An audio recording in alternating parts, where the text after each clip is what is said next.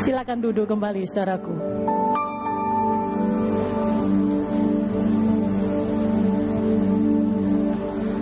Here we are,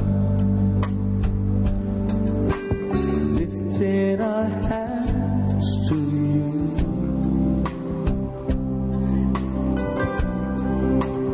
Here we are, giving you thanks for all you do. As we pray and worship your holy name, you are here, dwelling within our praise. Say it once again, here we are. Here we are, lifting our hands to you. Here we are, we give you thanks for all you do. As we praise and worship your holy name, you are here,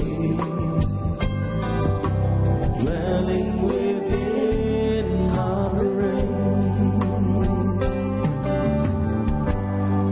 For every answer rain, for always being there, for love that hears us when we call, for arms that lift us when we fall. You have always been right beside us, leading us all along the way. Oh, we made it through.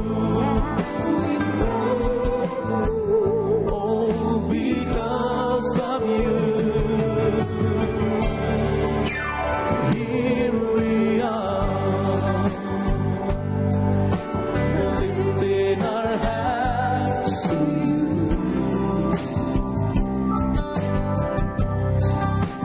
Here we are, we give you thanks for all you do. As we pray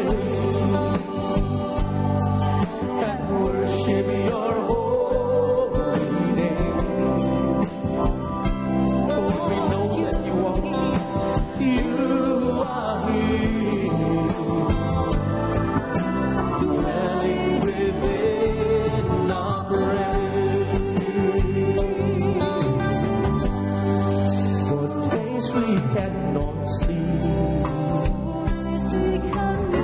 for all that yet to be, So much is yet to be. yes, we may have to face. When we'll be leaning on your grace, it will be your strength that saves us, your love that makes us strong. Oh, and through it all,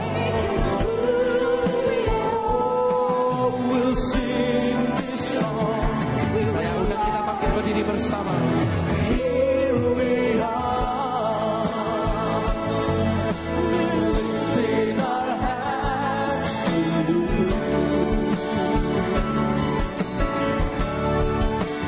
Here we are, we giving you thanks for all you do.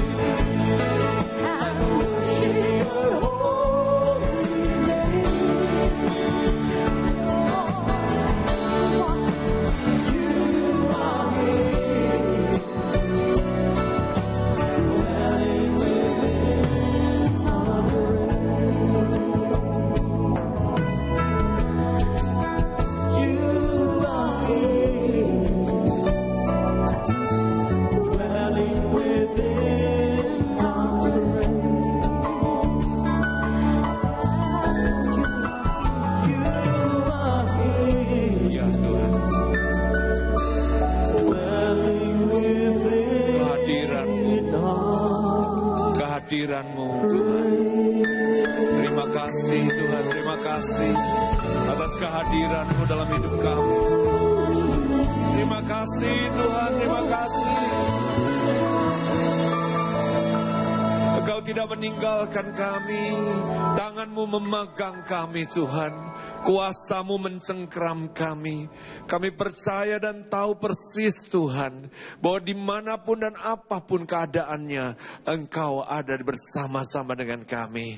Tuhan, kami percaya bahwa di dalam Engkau dan bersama Engkau, segalanya tidak lagi ada yang dapat membuat kami takut. Tidak lagi ada yang membuat kami cemas, karena Engkaulah segala-galanya bagi kami Tuhan. Di dalam Engkau ada jawaban, di dalam Engkau ada jalan keluar Tuhan. Di dalam Engkau ada perlindungan. Terima kasih Bapa, kami lapar dan haus akan kasih dan firman-Mu. Tuhan, urapi kami dengan roh-Mu Tuhan. Berbicaralah supaya firman-Mu menyembuhkan kami. Berbicaralah, nyatakan firman-Mu supaya kami bangkit dan diperbaharui, dipulihkan Tuhan, dan kami dilepaskan dari segala belenggu. Urapi hamba-Mu yang terbatas ini Tuhan, supaya nama-Mu dipuji dan dipermuliakan. Segala puji hormat hanya bagi Bapa dan Tuhan kami, Yesus Kristus, kami berdoa. Yang percaya katakan amin, amin. Silakan duduk. Shalom. Siapakah saya di dalam Kristus? Itulah judul pada pagi ini. Siapakah saya dan Anda di dalam Kristus? Bapak Ibu, status dan identitas bagi setiap orang sangat penting. Sehingga tidak jarang orang mempertahankan status dan identitas itu sampai harus mengorbankan nyawa. Mereka harus melakukan hal-hal tindakan yang di luar akal sehat. Bapak Ibu Saudara sekalian, kenapa? Karena status dan identitas itu identik dengan diri seseorang. Ketika seseorang merasa bahwa dia tidak nyaman dengan kondisinya, dia pikir statusnya yang mesti dirubah. Sebagai contoh, seorang berpikir bahwa waduh, ayah saya cuma seorang petani, ayah saya cuma seorang tukang becak. Wah, saya mesti mengangkat status keluarga supaya menjadi lebih baik. Dan status yang dia coba dapatkan berkaitan dengan status sosial. Sehingga seseorang berjuang siang dan malam untuk merubah status sosialnya. Dari keluarga tukang beca, petani, menjadi seorang yang mungkin lebih elit, lebih prestis. Bapak Ibu, ada orang yang coba merubah statusnya dari sisi penampilannya. Sehingga seseorang mungkin dia perlu mempunyai baju yang branded, perhiasan yang branded, rumah yang lebih mewah, di lokasi perumahan yang lebih elit, mobil yang lebih mentereng, lebih mewah. Buat apa? Demi status dan identitas. Bapak Ibu, tetapi status dan identitas yang tadi saya bahas itu semua sebenarnya status dan identitas yang semu, yang relatif, yang tidak kekal. Ketika seseorang yang kaya sekalipun kalau dia mati, tidak 1 rupiah dia bawa. Status pangkat yang tinggi, gelar yang banyak, kalau seseorang mati tidak ada 1 yang dia bawa. Bapak Ibu Saudara sekalian, padahal kita semua sebenarnya hidup ini sangat dipengaruhi oleh kesadaran tentang siapa diri kita. Siapa diri kita sebenarnya? Apa status kita sebenarnya? Bapak Ibu, ketika kita punya status dan identitas yang kuat dan jelas, ketika kita menghadapi tantangan, ketika kita menghadapi berbagai badai pencobaan, kita akan lebih punya cara, lebih yakin, lebih pasti, lebih firm, lebih mantap menghadapi tantangan itu. Tapi bagi orang yang status dan identitasnya tidak jelas, tidak dia tahu siapa dia, bagi dia ketika menghadapi masalah, kadang-kadang menjadi goyah dan bimbang dan ragu. Kenapa? Sebab dia tidak punya status identitas yang jelas. Bapak Ibu, Saya ingin ajak kita melihat sebuah kisah di Alkitab, kisah legendaris yang saya termasuk paling favorit. Di dalam 1 Samuel pasal 22, kita akan belajar dari Alkitab, dari firman Allah tentang seorang yang hidupnya diizinkan Tuhan menjadi contoh pembelajaran kita. 1 Samuel 22 ayat yang pertama dan yang kedua. Judulnya Daud di Goa Adulam. Lalu Daud pergi dari sana dan melarikan diri ke Goa Adulam. Ketika saudara-saudaranya dan seluruh keluarganya mendengar hal itu, pergilah mereka ke sana mendapatkan dia. Berhimpunlah juga kepadanya setiap orang yang dalam kesukaran. Setiap orang yang dikejar-kejar tukang piutang. Setiap orang yang sakit hati. Maka, keras-keras baca, ia menjadi pemimpin mereka. Bersama-sama dengan dia ada kira-kira 400 orang. Bapak Ibu Saudara sekalian, saya ingin coba jelaskan apa yang tadi kita baca. Yang pertama, mengapa Daud harus melarikan diri dan menyembunyikan diri ke Goa Adulam? Jawabannya, karena dia dikejar-kejar oleh mertuanya dan juga adalah rajanya, yaitu Raja Saul. Mengapa Raja Saul ingin mengejar dan membunuhnya? Karena Daud berbuat salah? Karena Daud melakukan sebuah tindakan kriminal? Jawabannya tidak. Daud bahkan sebenarnya telah berbuat sesuatu yang besar jasanya bagi bangsanya. Daud telah melakukan sesuatu yang sebenarnya positif. Tetapi karena Raja Saul iri, karena Raja Saul merasa mulai dia tidak menjadi favorit lagi di tengah-tengah bangsanya. Ada saingan nih, saingan muda, sekalipun itu menantunya. Bapak Ibu, Raja Saul menjadi dengki, Raja Saul menjadi terancam, dan Raja Saul memerintahkan semua pasukan untuk mengejar dan membunuh Daud. Itulah latar belakang kisahnya. Dan itulah yang membuat Daud harus melarikan diri ke Goa Adulam. Hal yang kedua Bapak Ibu, siapakah yang ada di Goa Adulam? Mereka-mereka yang ada di Goa Adulam ternyata bukan orang-orang yang normal. Bukan orang-orang yang sedang waras. Alkitab mengatakan mereka orang-orang yang lagi susah hidupnya. Biasanya kalau orang yang lagi susah, itu sensi atau tidak emosinya Bapak Ibu? Pasti sensi ya. Jangankan tersinggung, kesenggol aja bisa marah Bapak Ibu. Orang lagi susah ya. Seringkali kalau kita lagi susah kita bilang, udah lu jangan banyak ngomong, gua lagi susah tahu. Ini kira orang lagi susah biasanya begitu, mau menang sendiri Bapak Ibu. Ya. Yang kedua, orang-orang yang lagi dikejar piutang. Wah, orang kalau lagi dikejar piutang biasanya stres berat Bapak Ibu. Dan biasanya mereka ini curigaan. Biasanya orang-orang ini selalu dalam keadaan yang tidak tenang. Nah Bapak Ibu, orang-orang yang stres biasanya jarang bisa tidur nyenyak. Dan biasanya mudah untuk jadi marah-marah. Yang ketiga katanya, mereka orang-orang yang sedang dalam keadaan yang sakit hati. Ya, orang yang lagi sakit hati biasanya juga stres. Orang yang sakit hati biasanya senang ingin melakukan pembalasan, ingin menyakiti orang, ingin melakukan sesuatu sesuai dengan rasa sakit hatinya. Itulah lingkungan di mana Daud tiba di Goa Adulam. Bukan orang-orang yang penuh senyum, bukan penuh sukacita, bukan penuh damai sejahtera.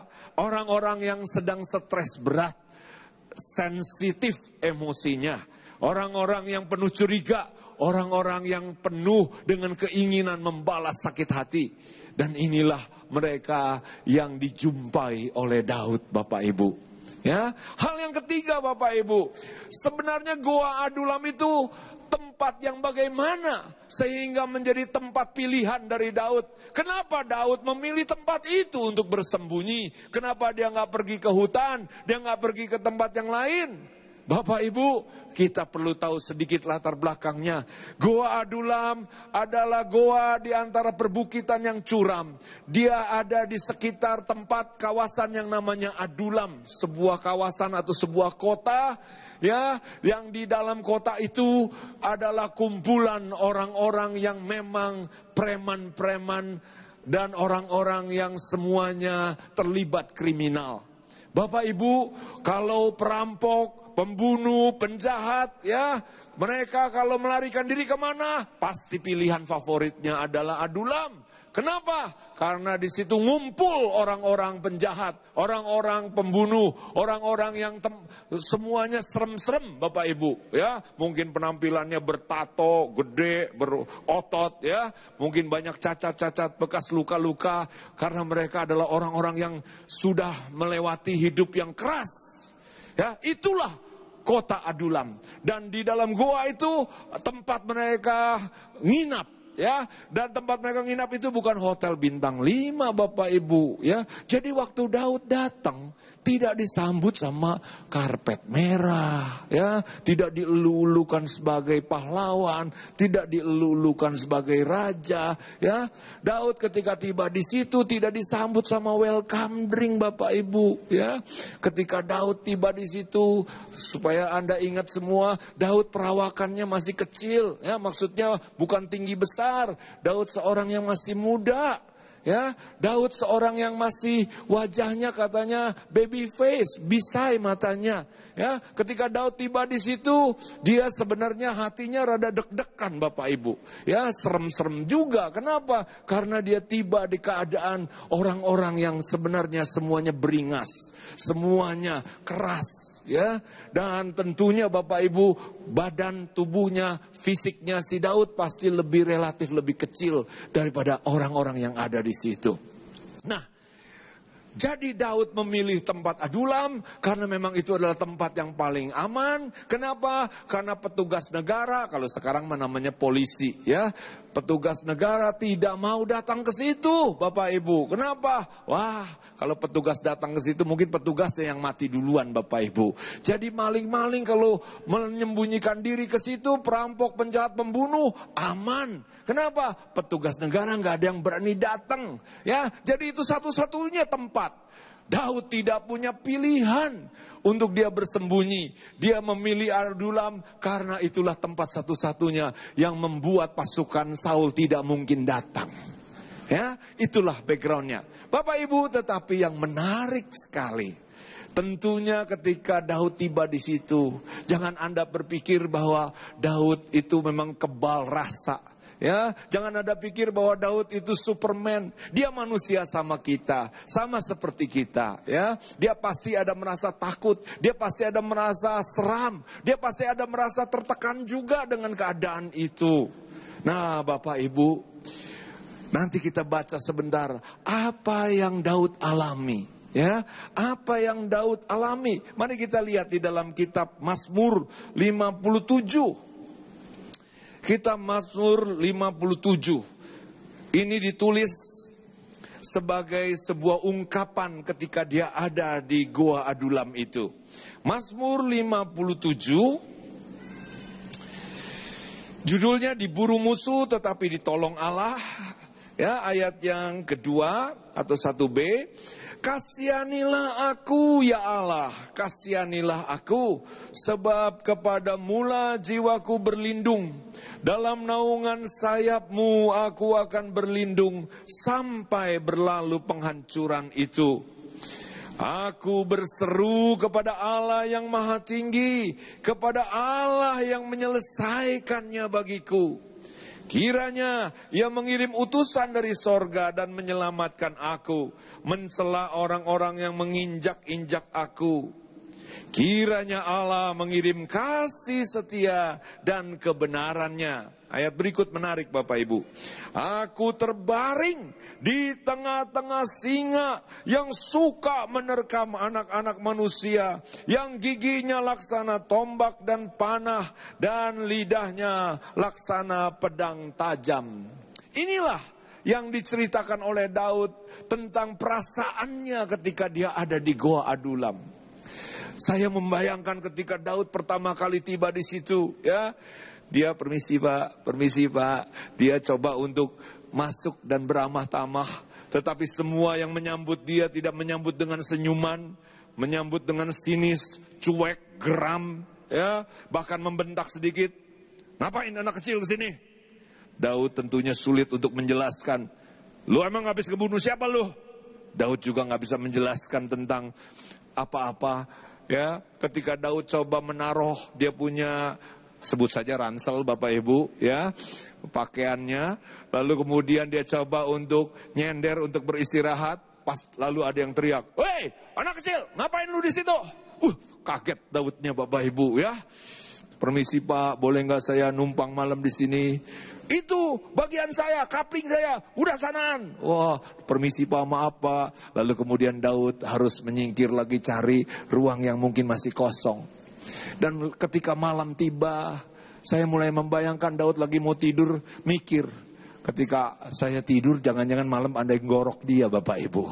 Dan bangun-bangun leher udah putus, ya. Kenapa? Karena dia ada di tengah-tengah orang-orang semua yang kriminal, orang-orang yang garang, orang-orang yang memang yang namanya kekerasan itu sudah biasa. Ya, Bapak Ibu, Alkitab mencatat dia berseru, "Tuhan, aku terbaring di antara singa yang siap menerkam." Itulah ungkapan Daud. Bapak Ibu, saya membayangkan di goa itu orang dikit-dikit bertengkar, berkelahi. Kenapa? Ada yang tidurnya siang, ada yang tidurnya tengah malam, ada yang subuh baru tidur, ya. Ada yang mungkin ya ngorok kekencengan, ya. Mungkin ada yang buang angin juga sembarangan. Yang pasti goa itu juga nggak ada cleaning service-nya Bapak Ibu, ya. Yang namanya bau, yang namanya sampah, yang namanya kotoran udah berserakan.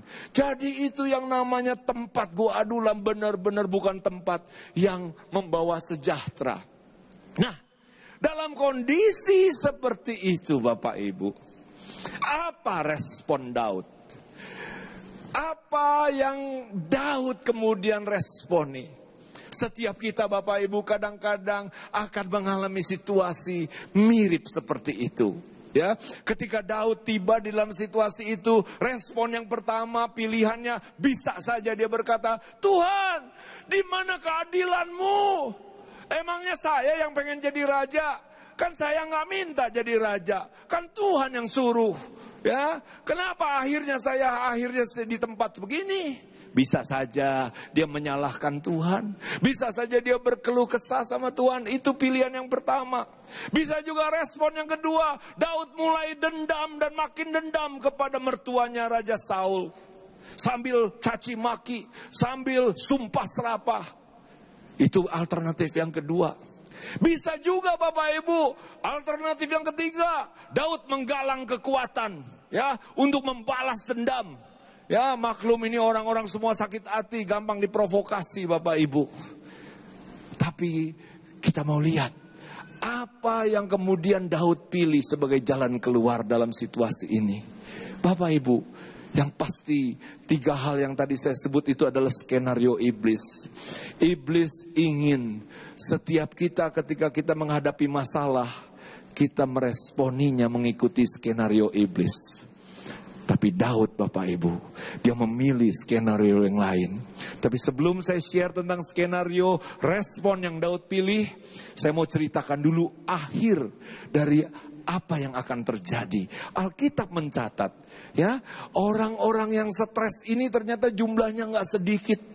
Kita kalau kumpul di satu ruangan dengan 10 orang yang stres, seminggu kita ikut stres loh Bapak Ibu, ya. Kalau kita kumpul sama 100 orang, kita bisa ikut stres, ya Bapak Ibu. Tapi Daud bukan cuma kumpul sama 10 dan 100. Alkitab bilang kumpul sama 400 orang yang stres semua Bapak Ibu.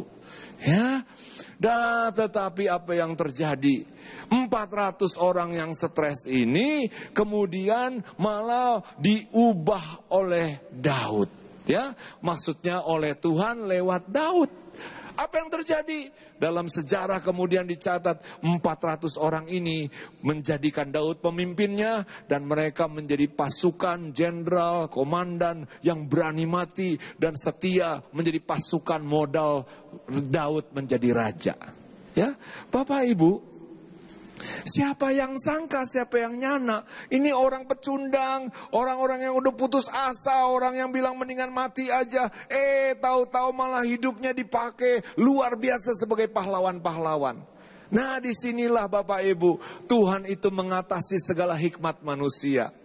Ya, ketika Tuhan memilih Daud jadi raja, namanya raja kan perlu pasukan.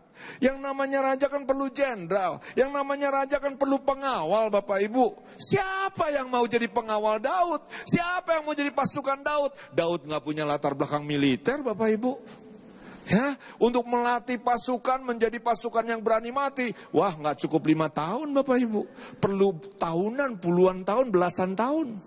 Tapi Tuhan ternyata sudah punya rencana yang luar biasa. Ketika Tuhan mengangkat Daud, mungkin Daud dalam hati, lah kalau aku jadi raja siapa pasukanku? Masa kambing jadi pasukanku?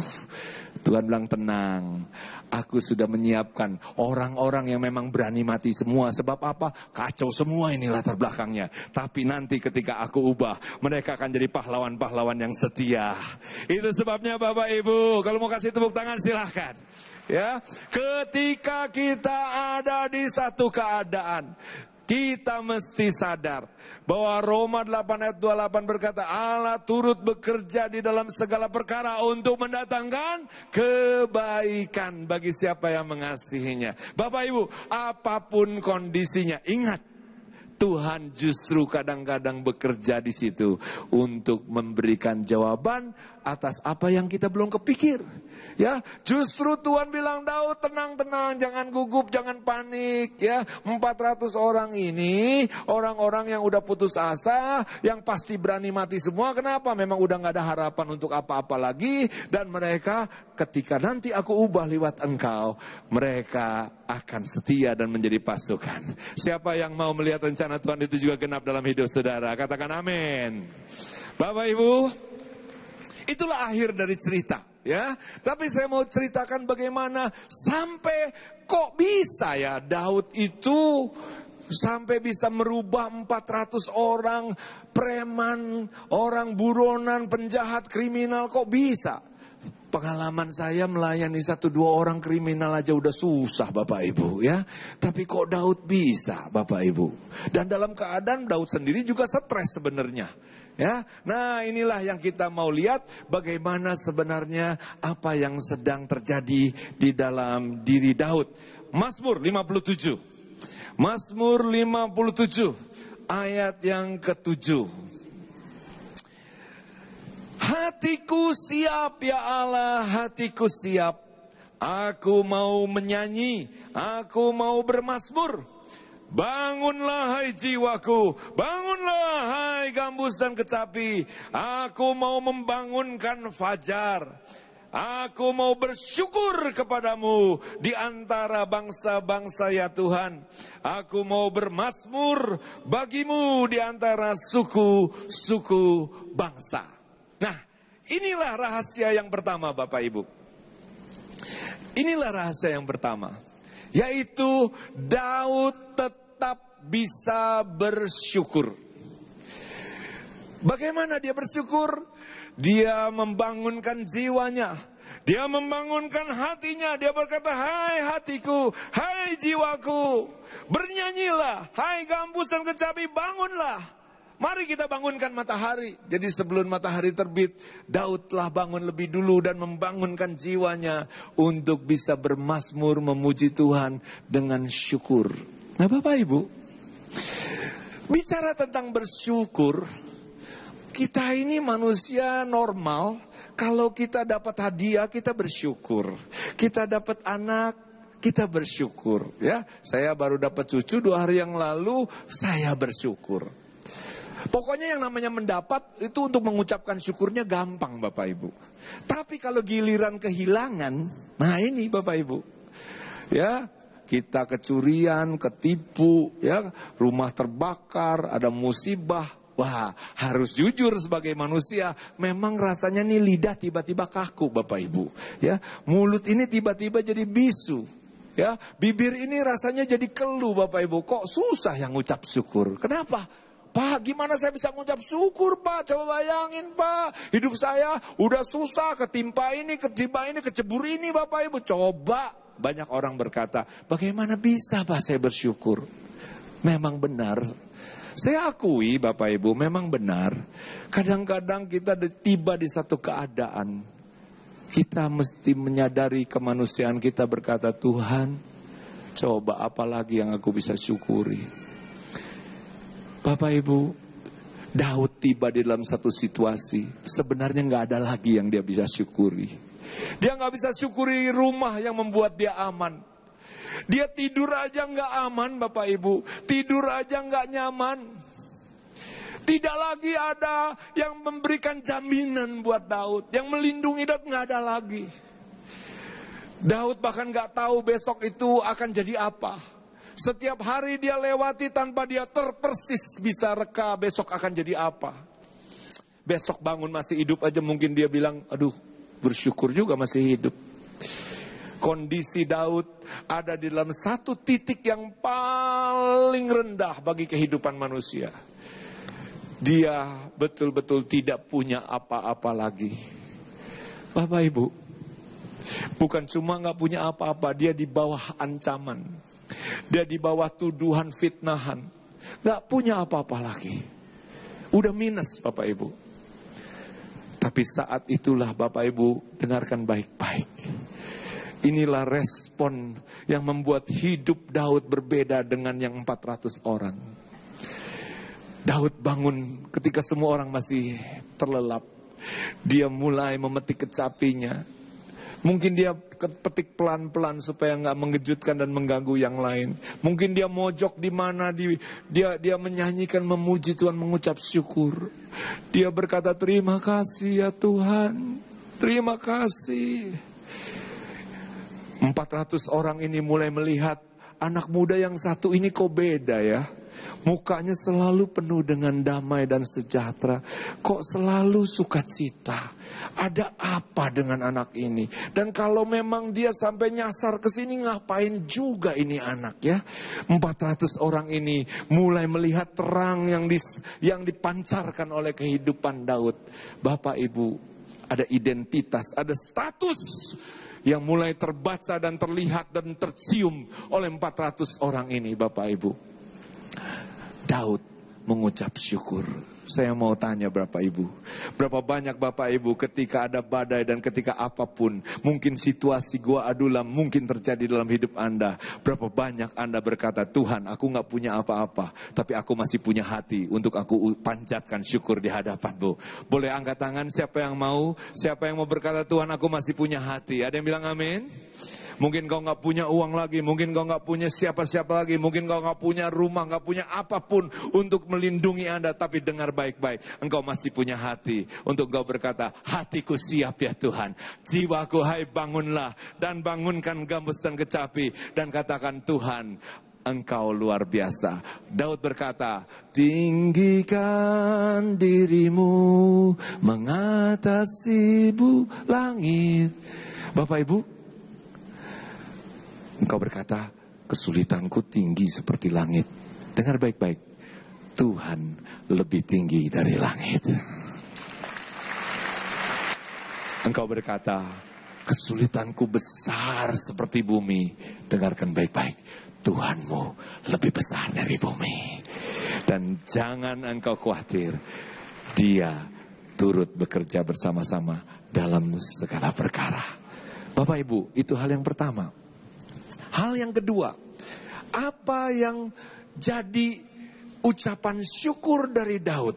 Kita baca ayat 10 dan ayat ke-11. Mazmur 57 ayat 10 dan ke-11. Saya ingin ajak kita baca bersama-sama. 2, 3. Sebab kasih setiamu besar sampai ke langit, dan kebesaranmu sampai ke awan-awan. Tinggikanlah dirimu mengatasi langit ya Tuhan, ya Allah. Biarlah kemuliaanmu mengatasi seluruh bumi. Rupanya yang membuat Daud tetap tenang Rupanya yang membuat Daud tetap masih bisa mengucap syukur, walaupun dia tidak bisa mengucap syukur atas sarapan yang enak, karena belum tentu ada sarapan. Dia tidak bisa mengucap syukur untuk kasur yang empuk, sebab nggak punya kasur. Dia nggak bisa mengucap syukur untuk ruangan yang nyaman, sebab memang nggak nyaman. Dia nggak bisa mengucap syukur untuk rasa aman, karena memang nggak aman. Dia nggak bisa mengucap syukur karena hari esok yang jelas, karena memang nggak jelas. Dia nggak bisa mengucap syukur untuk hal-hal yang mungkin sehari-hari kita ucapkan syukur. Tapi dengarkan baik-baik, Daud ternyata justru menemukan, Tuhan, aku gak punya apa-apa untuk aku ucap syukur, tetapi aku punya satu hal, dan satu hal ini yang tidak pernah bisa diambil orang, yaitu kasih setiamu ya Tuhan selama-lamanya. Dan itulah ucapan syukur Daud. Bapak, Ibu, Saudara sekalian, saya cukup sering kalau ketemu satu kelompok sel, kelompok persekutuan, saya suka nanya, ceritakan tapi cuma satu yang paling, hal apa yang Anda paling anggap istimewa terhadap perbuatan Tuhan atas hidupmu? Lalu ada seorang berkata, saya bersyukur kemarin saya udah hampir bangkrut tapi tertolong. Satu lagi, saya bersyukur sebab sekarang saya sudah dibukakan jalan dapat pekerjaan. Saya bersyukur saya sakit kanker tapi sembuh. Saya bersyukur saya punya calon pasangan istri yang baik. Semuanya baik Bapak Ibu. Tapi kebanyakan kelompok-kelompok ini kalau saya biarkan semua cerita, semuanya menceritakan baik. Tapi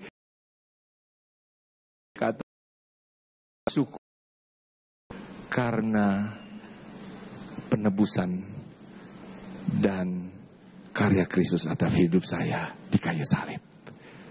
Bapak Ibu, kenapa? Karena sebenarnya inilah yang Daud lihat, yaitu kasih setia. Yang disebut kasih setia itu apa? Ya, mari kita lihat Bapak Ibu di dalam kitab Efesus pasal yang pertama. Pasal yang pertama dari kitab Efesus. Efesus pertama ayat yang keempat. Ya, tolong diperlihatkan slide-nya. Inilah status.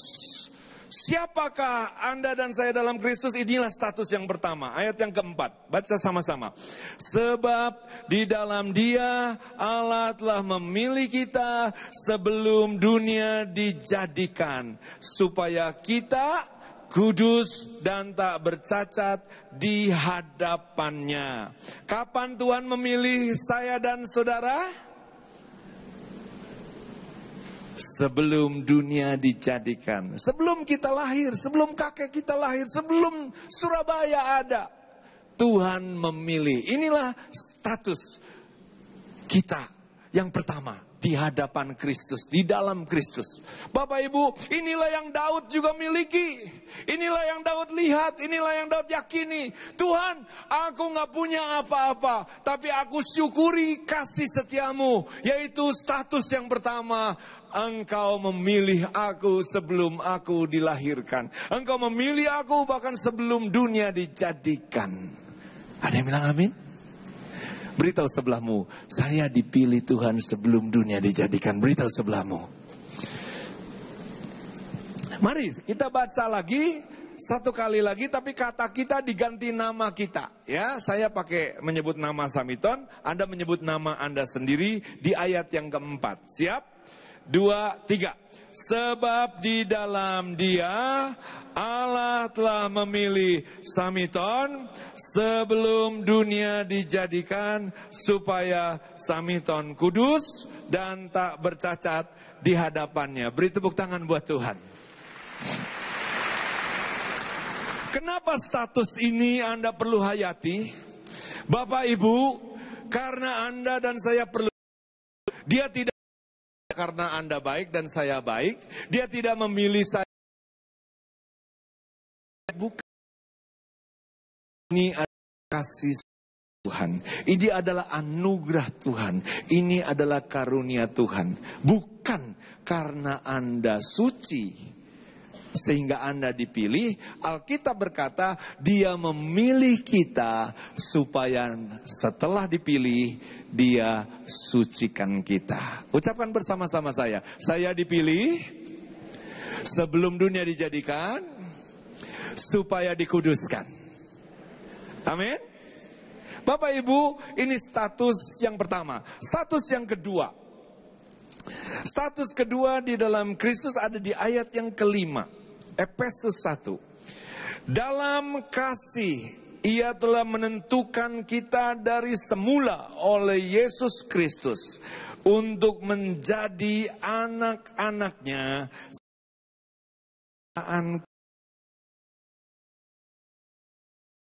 yang dapat, dan kita juga perlu hayati, ada Yesus menjadi bukan umatnya saja, bukan cuma pengikutnya, tetapi anaknya. Ada pepatah, ada bekas ayah, ada bekas suami, ada bekas istri, tapi nggak ada bekas anak. Setiap kita diangkat statusnya luar biasa hebatnya, kita diangkat jadi anak dari Tuhan. Ada yang bilang amin. Bapak Ibu, kalau anak artinya kita juga berhak menerima waris kerajaan Allah.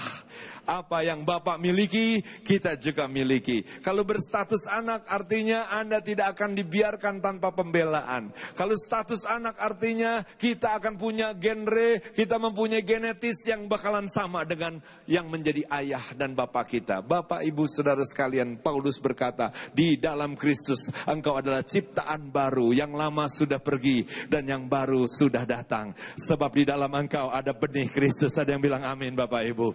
Kenapa? Karena kita diangkat anak. Inilah yang membuat Daud mantap. Inilah yang membuat Daud tetap bisa bersyukur. Inilah yang membuat Daud berkata, kasih setiamu sampai selama-lamanya. Kenapa? Karena aku adalah anakmu ya Tuhan. Selain dipilih, aku juga sekarang jadi anak. Wow, luar biasa Bapak Ibu. Status Anda sebagai orang kaya bisa berubah. Status Anda sebagai orang yang terkenal bisa berubah. Tapi status Anda sebagai anak Allah sampai kekal selama-lamanya. Engkau tidak akan diubah lagi. Kenapa? Engkau sudah diangkat.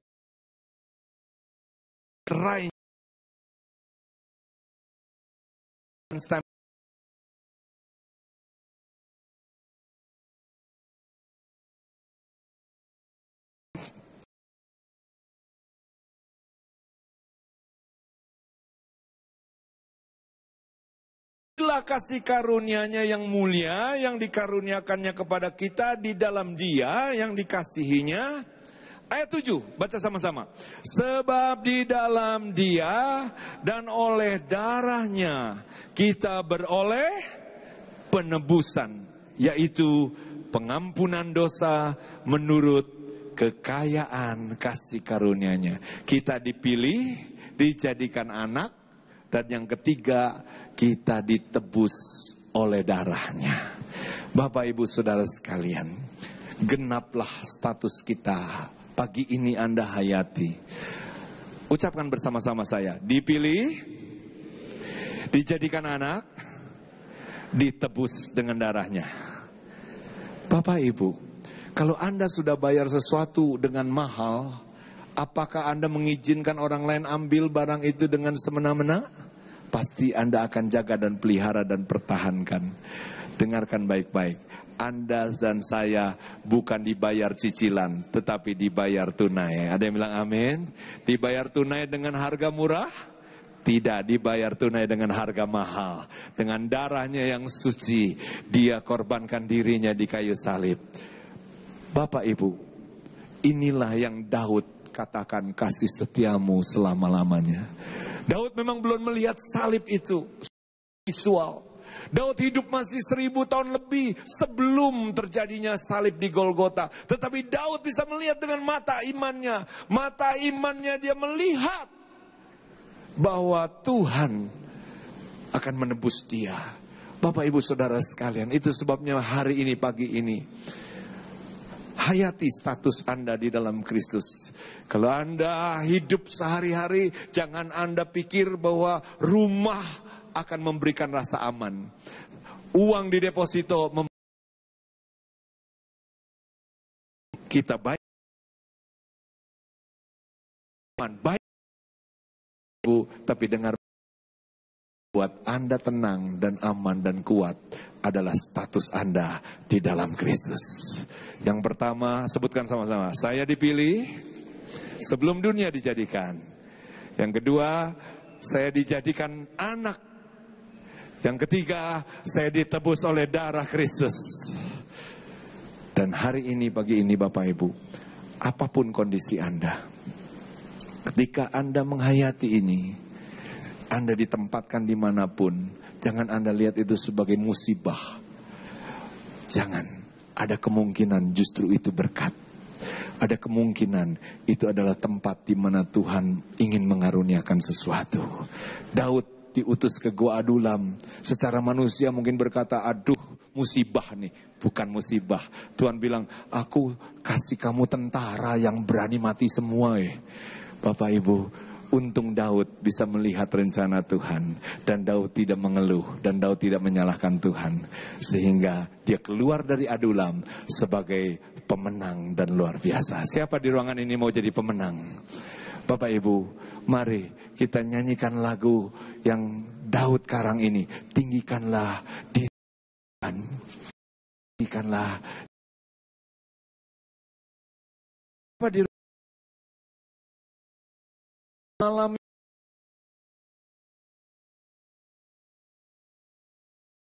Tuhan ini, dengarkan baik-baik. Apapun kondisimu, jangan pernah curiga dengan Tuhan. Jangan pernah bersungut-sungut. Jangan berkeluh kesah. Dan jangan menyalahkan siapapun. Jangan penuhi hati dengan kedengkian. Tapi pandanglah status Anda di dalam Kristus. Mari kita nyanyikan lagu ini. Bersyukur padamu Tuhan. Ya Tuhan, apapun keadaan kami, hati kami siap mengucap syukur. Bagi namamu yang Apapun keadaan yang kami lihat, apapun yang kami rasakan, apapun yang kami hadapi, sebab Engkau kebenaranku, padamu ku percaya. ya Tuhan benar.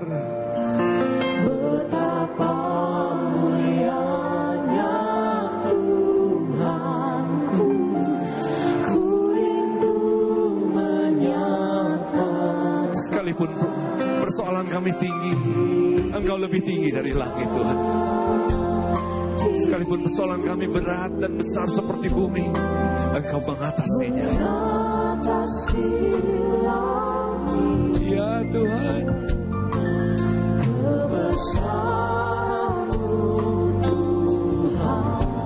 berseru dari hatimu saudara.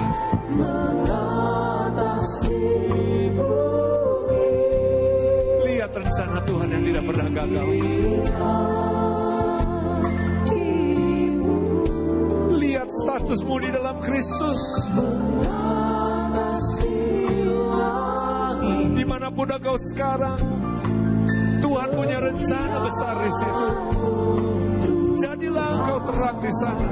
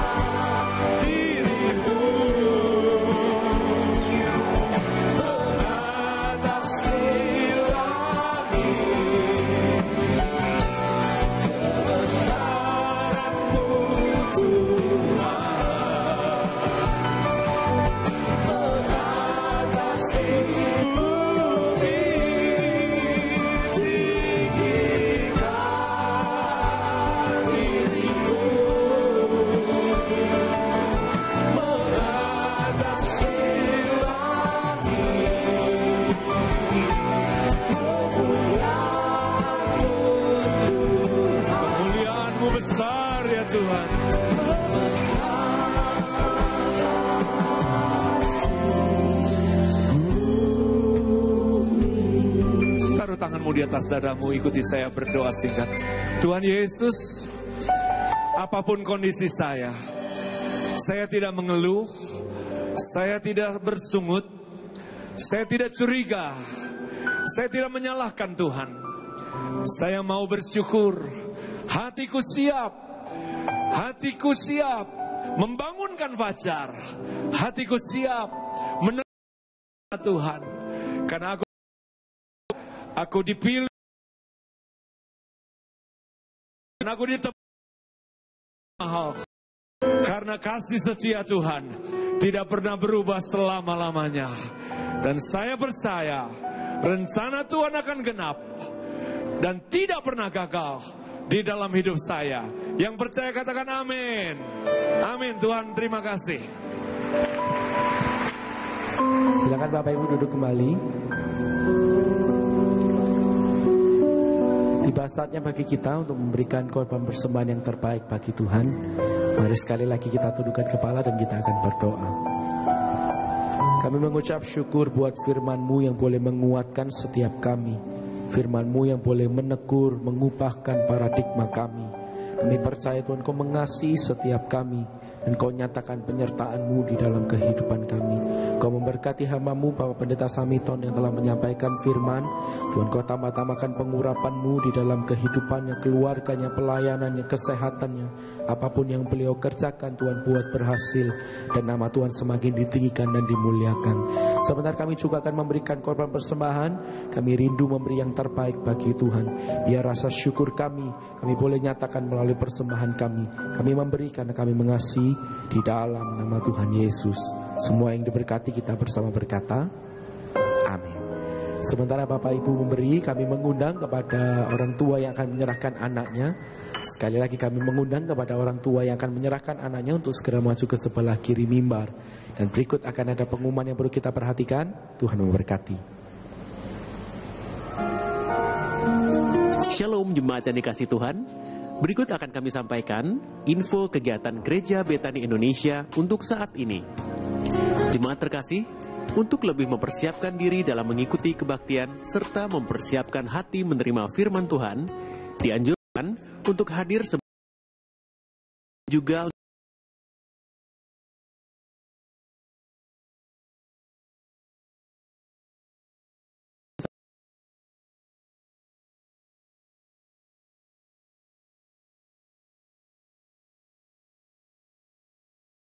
hingga KR2 dimulai jam 4 pagi hingga selesai. Telah dibuka rawat inap Betani Care yang telah beroperasi pada tanggal 1 Mei 2014. Info lengkap 031 591 2727. Dewasa Muda Betani kembali mengadakan Bali Trip 2014. Wisata ke Pulau Bali dengan berbagai macam tujuan wisata yang menarik. Mulai 26 hingga 31 Juli 2014. Info dan pendaftaran dapat dilihat di Warta atau melalui Gereja Betani dengan Audrey di 593-6880. Segera daftar karena tempat terbatas. Kegiatan ibadah Gereja Betani kini dapat diakses dengan mudah melalui streaming www.betanigraha.org. Pilih menu live streaming, kemudian Indonesia. Streaming dapat lewat PC atau gadget Anda selama 24 jam penuh. Ikuti doa puasa 40 hari mulai tanggal 23 Juni hingga 2 Agustus 2014. Ibadah doa puasa di Betani Nginden diadakan pada jam 10 pagi di ruang Menara Doa. Dan jam 7 malam bertempat di Multipurpose C. Ibadah doa puasa di Betani Manyar diadakan pada jam 10 pagi bertempat di Hall Betani Manyar. Dapatkan buku doa puasa di counter yang tersedia dengan mengganti ongkos cetak. Telah dibuka pendaftaran murid baru SOM Betani Nginden angkatan ke-30. Kuliah umum awal dimulai hari Rabu 20 Agustus 2014 jam 6 sore. Formulir pendaftaran dapat diambil di kantor SOM Betani Nginden Surabaya, Jalan Nginden Intan Timur 1 nomor 29, telepon 593-6880. Betani Youth Present Worship Night with Billy Simpson, winner The Voice Indonesia. Untuk workshop Creative Worship, diadakan mulai jam 3 sampai 5 sore di ruang Multipurpose C Betani Nginden. Investasi Rp25.000 sudah termasuk coffee break. KKR untuk youth dan dewasa muda diadakan jam 6 sore di Main Hall Betani Nginden. Gratis. Jemaat terkasih, demikian pengumuman untuk saat ini. Tuhan Yesus memberkati. Dari saudara kita bangkit berdiri bersama, kita akan akhiri ibadah kita pagi hari ini.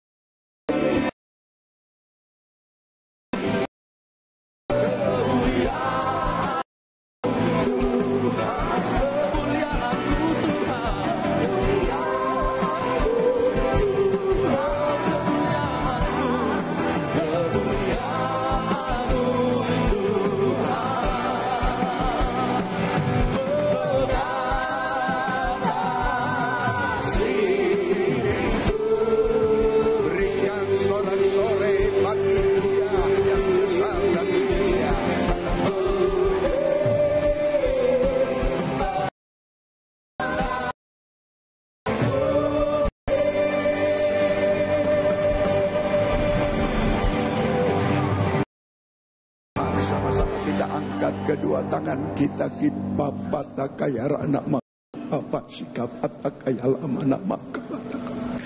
Jemaat yang dikasihi Tuhan, terimalah anugerah rahmat daripada Bapa, kasihnya dalam Yesus, kekuatan kuasanya dalam rohnya yang kudus, untuk terus menaungi, membimbing, menyertai dan memberkati kita semua sepanjang hari ini hingga Maranatha Yesus datang, bahkan sampai selama-lamanya. Dalam nama Yesus, semua yang percaya bersama-sama dengan saya berkata amin. Selamat siang, Tuhan Yesus sertai dan berkati saudara semua.